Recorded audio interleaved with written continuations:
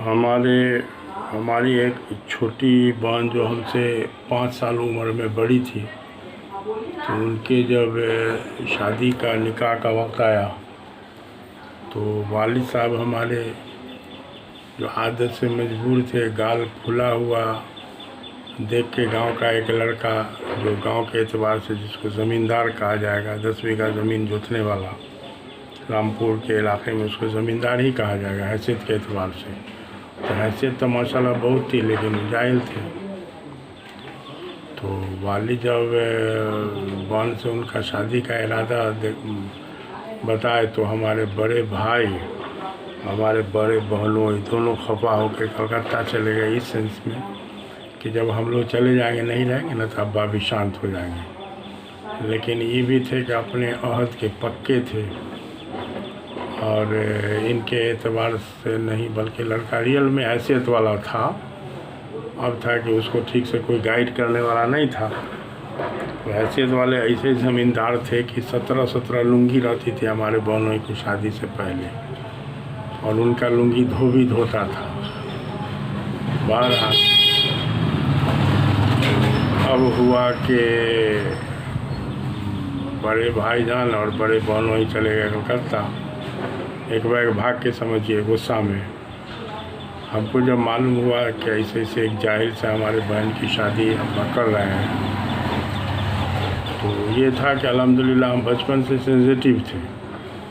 8 साल की उम्र में थे, तो 8 या 9 साल की उम्र में थे, तो हम अपना गुस्सा या मतलब नाराज़गी जाहिर करने के लिए हम वारिसनगर भाग गए थे। तो मजले भैया मरहूम हमको जाके वहाँ समझा बुझा के अपना पोट पाट के ले आए। तो जब बच्चा की अक्ल जब भैया समझा दिए आगे पीछे करके, तो फिर रात में निकाह वाले तकरीब में गए भी बड़ी खुशी खुशी। तो असल हमारा मामला बहुत बचपन का, हम सेंसिटिव थे, किसी के साथ कुछ होता हुआ देख के हम खामोश नहीं रह सकते। तो एक आदत अल्लाह ने जो नेचर सिफत रखा, तो अभी कुछ दिन पहले एक बहुत बड़ा सोशल मीडिया का प्लेटफॉर्म है जिसको सही माने में हम चेहरा किताब बोलते हैं हम उसको। उसने हफ्ता महीना दिन के अंदर में 3 बार हम पर बैंड लगाए। पहली बार 3 दिन के लिए, दूसरी बार 1 हफ्ता के लिए, और तीसरी बार एक के बार 1 महीना के लिए।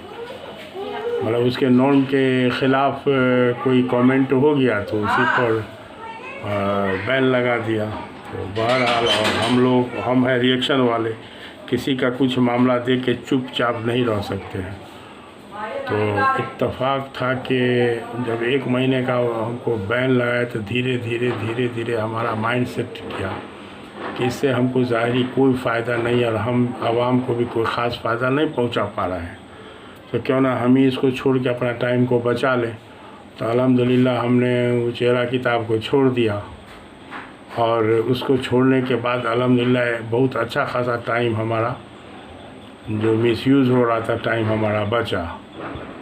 तो अब ये है कि एक यूट्यूब पर वीडियो डालने के बारे में हमारा एक नाती है, तो नाती मोबाइल घोंटते एक्सेस मोबाइल के यूज़ से कम उम्र की से यूज़ करते करते उसकी पढ़ाई चौपट हो गई। वो मैट्रिक बहुत अच्छा नंबर से पास किया, लेकिन इंटर नहीं कर पाया। वही हमको बार बार बोलता था कि नाना जान, आप जो अखबार के लिए लिखते हो उतना मेहनत से फिर बेच के छपवाते हैं, तो उससे ज़्यादा आसान है कि आप जो है वीडियो बना के यूट्यूब पर डालिए। इससे आपको लोगों को फ़ायदा भी ज़्यादा होगा। जो आप कहना चाहते हैं फट से आप वीडियो बना के डालिएगा, आवाम देखेगी, और इससे आवाम को भी फ़ायदा होगा और लॉन्ग रेंज में आपको भी फ़ायदा हो सकता है। तो ये बात आज से 5 साल पहले उसने हमको कहा था। इत्तेफाक था कि अभी रमज़ान से जस्ट पहले हम कलकत्ता के दौरा पर गए हुए थे। जड़ी बूटी भी वहाँ से लाना होता है, और कलकत्ता में एक बच्ची है, एक साली भी कलकत्ता में है जो अब समधीन हो गई। उन्हीं के बच्ची से हमारे बड़े लड़का डॉक्टर साहब की शादी है, और टाटा में एक बच्ची है।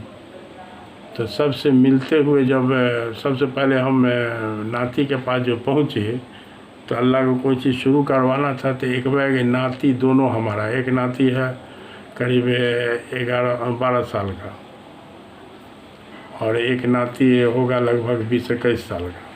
तो दोनों मिल के कहा कि नाना जान वीडियो अभी ना बन जाएगा, हमारे कैसे होगा, तो कोई जुगाड़ पाती कुछ नहीं है।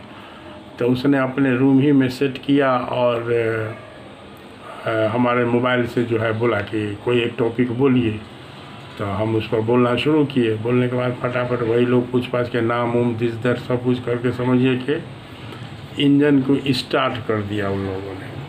उसके बाद जब हम कलकत्ता आए तो कलकत्ता में एक रमज़ान का मामला शुरू होने वाला था, इसलिए रमज़ान रोज़ा पर एक आर्टिकल एक वीडियो बना है।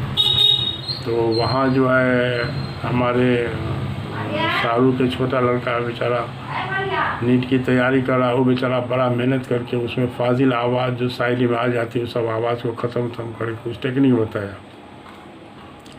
समझिए इस लाइन का ये लोग हमारा उस्ताद हुआ।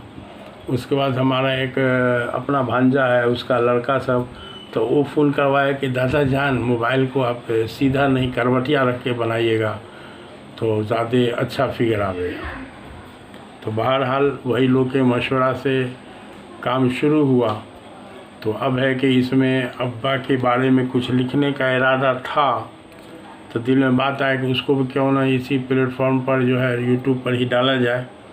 तो अल्हम्दुलिल्लाह उसमें बड़ी पब्लिसिटी भी मिली है। शुरू में 6 वीडियो डाले थे और पहला दिन ही उसका एक वीडियो जो है यूट्यूब में सिलेक्ट भी हो गया। और उसके बाद फिर क्या सब हुआ हमको देखने नहीं आता। एक साथी एक डॉक्टर साहब थे जो हमसे इलाज करवाने के लिए आए हुए थे, तो वही बेचारे सब चीज़ जानते थे, तो उन्होंने बताया तरीका और छोटा छोटा वीडियो का वही तरीका बता के गए हैं, तो उसी हिसाब से बना रहे हैं। तो इंशाल्लाह इस तरह का सिलसिला रहेगा। ठीक।